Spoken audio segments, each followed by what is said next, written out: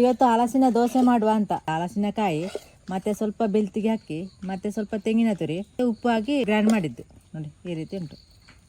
ಮತ್ತೆ ಸ್ವಲ್ಪ ಅನ್ನ ಕೂಡ ಹಾಕ್ಬೇಕು ಅದಕ್ಕೆ, ಯಾಕೆಂದರೆ ಇದು ಸಾಫ್ಟ್ ಆಗಬೇಕಲ್ಲ, ಅದಕ್ಕೆ ಇದು ಸ್ವಲ್ಪ ಗಟ್ಟಿ ಆಗ್ತದೆ. ಬೆಳ್ತಿಗೆ ಹಾಕಿ ಅಲ್ಲ, ಅದು ಸ್ವಲ್ಪ ಗಟ್ಟಿ ಆಗ್ತದೆ, ಅದಕ್ಕೆ ಬೇಕಾಗಿ ಸ್ವಲ್ಪ ಅನ್ನವನ್ನು ಹಾಕಿ ಗ್ರೈಂಡ್ ಮಾಡಿದ್ದು. ಇದು ಕಬ್ಬಿಣದ ದೋಸೆ ಕಾವಲಿ. ಸ್ವಲ್ಪ ಎಣ್ಣೆ ಹಚ್ಚೋದು, ಎಣ್ಣೆ ಹಚ್ಚೋದು ನಾನು.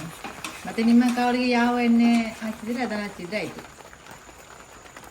ಸ್ವಲ್ಪ ಹಿಟ್ಟನ್ನು ಹಾಕಿ ಬೆರೆಸುವ. ಬೆಂಕಿಯನ್ನು ಕಡಿಮೆ ಉರಿಯಲಿಟ್ಟರೆ ಆಯಿತು. ಮತ್ತು ಗ್ಯಾಸಲ್ಲಿ ಕೂಡ ಮಾಡ್ಬೋದು ಈ ದೋಸೆಯನ್ನು, ಒಲೆಯಲ್ಲಿ ಕೂಡ ಮಾಡ್ಬೋದು.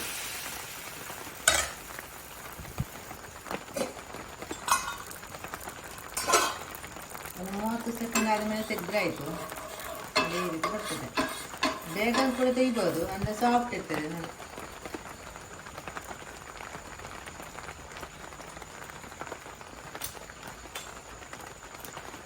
ಇದೆಲ್ಲ ಸಾಫ್ಟ್, ಇದು ಸ್ವಲ್ಪ ಗಟ್ಟಿ ಉಂಟು ನೋಡಿ. ಬೇಕಿದ್ದು ಸ್ವಲ್ಪ ಗಟ್ಟಿ ಕೂಡ ಮಾಡ್ಬೋದು ನೋಡಿ, ಕರ್ಕುರು ಆಗ್ತದೆ.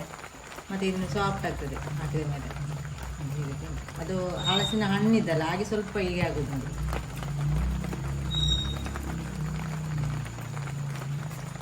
ಈ ದೋಸೆಗೆ ಅರ್ಧ kg ಅಕ್ಕಿ ತಗೊಂಡಿದ್ದೇನೆ. ಬೆಳ್ತಿಗೆ ಅರ್ಧ kgಗೆ ಒಂದು 20 ಹಲಸಿನ ಸೊಳ್ಳೆ ಹಣ್ಣು ಹಾಕಿದ್ದೇನೆ. 20 ಹಾಕಿದ್ದೇನೆ. ಮತ್ತೆ ಸ್ವಲ್ಪ ಕಲರ್ ಬರಲಿಕ್ಕೆ ಸ್ವಲ್ಪ ಅರಶಿನ ಹುಡಿ ಕೂಡ ಹಾಕಿದ್ದು, ಹಾಕಿ ರುಬ್ಬಿದ್ರೆ ಆಯಿತು.